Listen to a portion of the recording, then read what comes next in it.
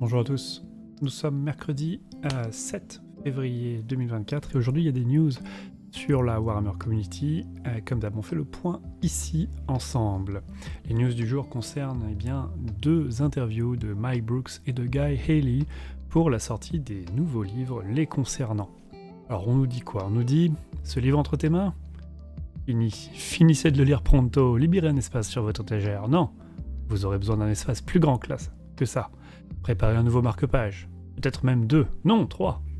La Black Library Celebration est presque là, ce qui signifie que des tonnes de fiction Warhammer seront en précommande samedi. On a déjà fait le point dans une des vidéos précédentes sur tout ce qui va arriver ce samedi, et c'est vrai qu'il y a beaucoup de choses.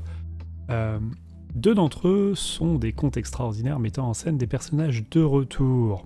Les fantômes de Barak Minos, de Guy Haley, et donc avec l'impétueux Duardin Drakey Flint. Et le deuxième sorti, c'est bien Uftak Black Hawk dans Big Data de Mike Brooks. Pour l'occasion, les deux titres seront disponibles en précommande ce week-end, donc oui, samedi.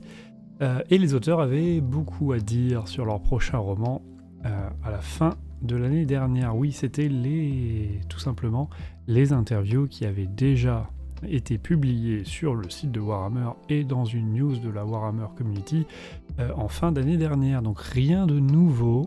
Guy Haley s'est montré typiquement expansif à propos de Drakey, détaillant comment ce Duardin malchanceux s'est retrouvé dans sa maison ancestrale de Barak Mornar, peu de temps avant de flairer une piste sur la légendaire cité céleste perdue de Barak Minos. Oui, le pitch principal de ce livre, c'est quoi?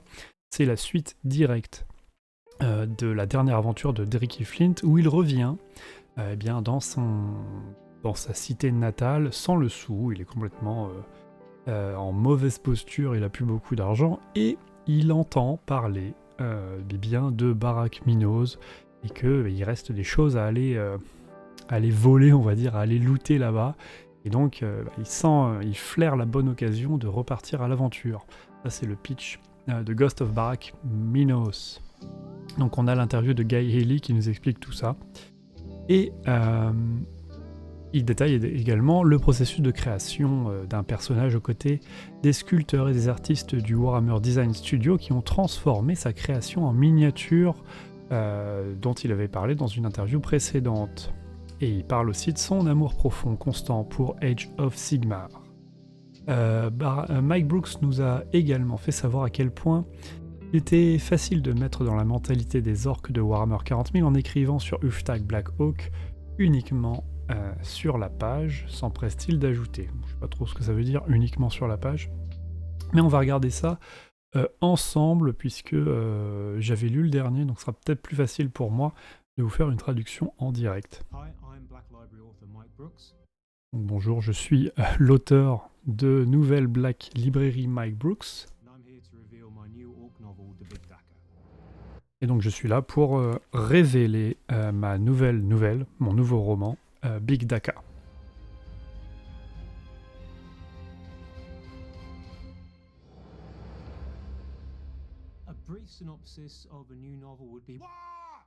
Donc un bref synopsis de ce nouveau roman, ce serait WAG, forcément.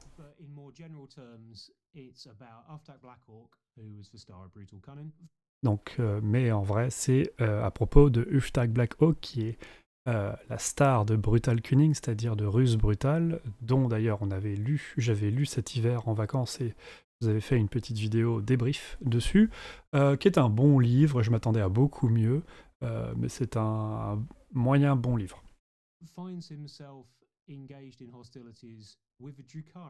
Donc il se retrouve en hostilité, enfin engagé lui-même en hostilité, c'est-à-dire tir à partie avec des Drukhari cette fois-ci. Donc il essaie de prouver que c'est lui vraiment le big boss.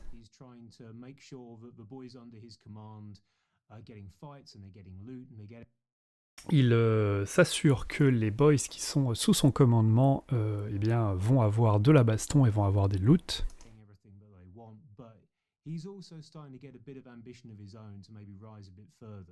il essaie aussi d'avoir un peu plus d'ambition et pour aller un petit peu plus loin, pour élever un petit peu son statut.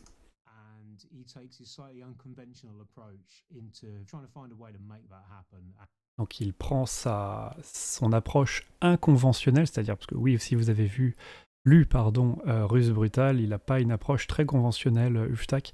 Donc il va utiliser sa méthode à lui pour, pour faire cette chose arriver, c'est-à-dire pour monter en grade. Et avoir des bons combats pendant qu'il le fait. Le fait... ce qu'il trouve bien dans le fait d'écrire à propos des orques, c'est qu'il a toujours joué les orques, lui, quand il joue à Warhammer. Il joue depuis 30 ans. Il a toujours joué les orques.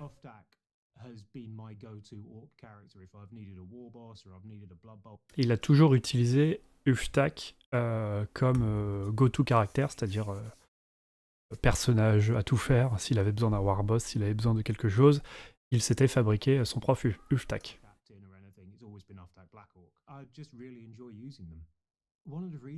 Il a beaucoup aimé utiliser Uftak. Il a beaucoup aimé écrire à propos des orques parce que ça venait très facilement, très naturellement. Il les joue depuis tellement longtemps et il a lu tellement de livres de lore, de fluff. Donc depuis qu'il est enfant, il a commencé avec le codex V2 des orques. Et donc tout lui vient plutôt naturellement parce qu'il maîtrise vraiment ce fluff-là. Et donc le comportement des orques, leur façon de penser lui vient assez naturellement lorsqu'il écrit.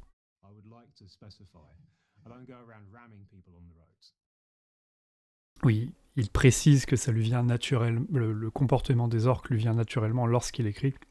Et il précise, je précise à l'écriture, j'aime pas renverser les gens en voiture, je suis pas un orc.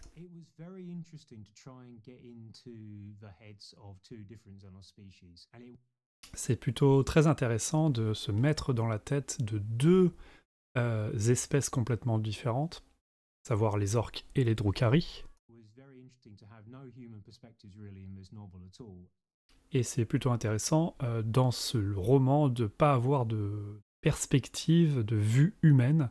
C'est vrai que souvent dans les romans, il y a un point de vue ou un personnage humain ou Adeptus Mechanicus.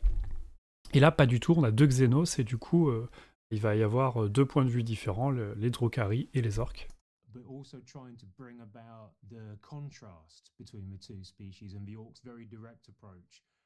Il va y avoir aussi, ce qui est rigolo, c'est ce contraste entre les deux espèces de Xenos avec l'attaque, la manière de faire très directe des orques, qui est en opposition avec la façon de faire des Drukhari, qui est plutôt sneaky, c'est-à-dire malicieuse, cachée, plutôt... voilà, sneaky, c'est vraiment, on va dire... pas détourné, mais c'est... on essaie de faire les choses dans le dos, quoi. C'est des choses un petit peu cachées.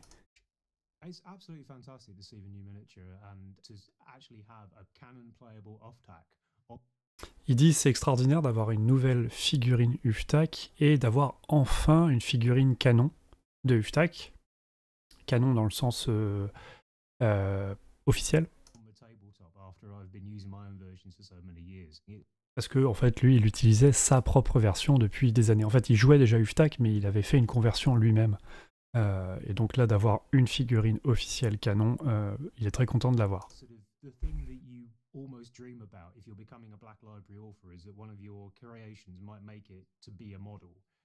Donc un des rêves de tout auteur, c'est vraiment de voir un de ces personnages que vous avez créé dans le papier, que vous avez créé en roman, devenir une figurine en vrai. Donc c'est vraiment fantastique à voir. Voilà, là, j'ai essayé de vous traduire du mieux que je peux en direct cette interview de Mike Brooks avec sa jolie crête. Il tenait à souligner que Big Daka lui avait permis d'écrire des histoires sans perspective humaine, c'est ce qu'on a dit, lui donnant ainsi l'opportunité de s'immerger pleinement dans l'état d'esprit unique des Drukhari et des orques. Donc ça on l'a dit, Mike était également l'auteur du livre Lion, le fils de la forêt, que apparemment beaucoup de monde a aimé. Je ne l'ai pas lu, mais apparemment c'est un grand succès aussi, dans lequel il a aidé à ramener l'un des primarques au 41e millénaire. Vous pouvez lire ses expériences en... vous pouvez également précommander Utah Black Hawk, il y a la miniature, tout ça, ça arrive. Alors, le Big Daka, il arrive en anglais samedi, il y a aussi la miniature, comme vous l'avez dit, et Barak Minos aussi, c'est samedi. Et ils nous disent encore que pléthore d'autres choses arrivent pour la Black Library Celebration 2024, et pareil, si je réitère ma demande, s'il y en a un qui arrive à en choper deux, on se met en contact. Parce que moi j'aimerais bien l'avoir, ce petit livre-là. Il y avait une autre sortie du jour qui est plutôt intéressante, puisque aujourd'hui sortait La Chute de Cadia numéro 2, donc il sort aujourd'hui, je l'ai reçu aujourd'hui par la poste. Robert Rath, j'aime beaucoup Robert Rath. Chute de Cadia numéro 2, bien sûr, j'avais déjà acheté la première partie, on en avait déjà parlé, ça je me le mets de côté pour enchaîner les deux un jour. Roman de l'Astra Militarum, je suis en train de finir, quant à moi, j'avais pas lu depuis un petit moment, mais je suis en train de finir le jour de l'Ascension. Et le premier constat que j'en fais aussi, donc j'avais fait une grosse pause lecture, le premier constat que j'en fais, c'est que je suis assez partagé, parce que ça fait 2 bouquins que je lis à la suite, où donc j'ai lu Russe Brutale pendant le Nouvel An, et là je suis sur le jour de l'Ascension. Et ce qui me fait chier, c'est que j'ai pris Russe Brutale pour lire un roman orc, et j'ai pris Le Jour de l'Ascension pour lire un roman culte Gene Stealer, et à chaque fois on me cale comment ça s'appelle, les mecs en rouge là, oh là là, c'est pas l'Astra Militarum, c'est du oh là là, vous m'avez compris. Ah, je ne sais plus, reviens dans ma mémoire.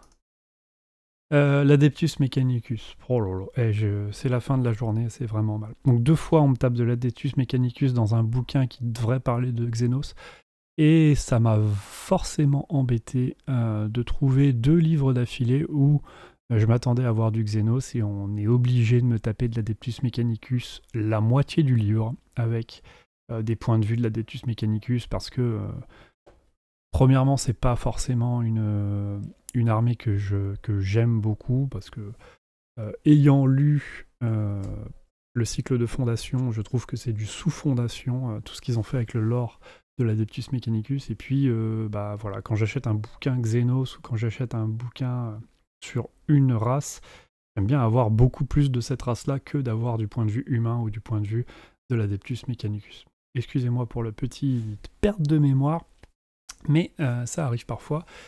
Ça, c'est mon côté dyslexique où j'oublie des choses et je les confonds. On se revoit bientôt, on se revoit sûrement demain pour d'autres news de la Black Library. Je vous rappelle que c'est la Black Library Celebration, donc les news tombent en masse. Allez, à plus.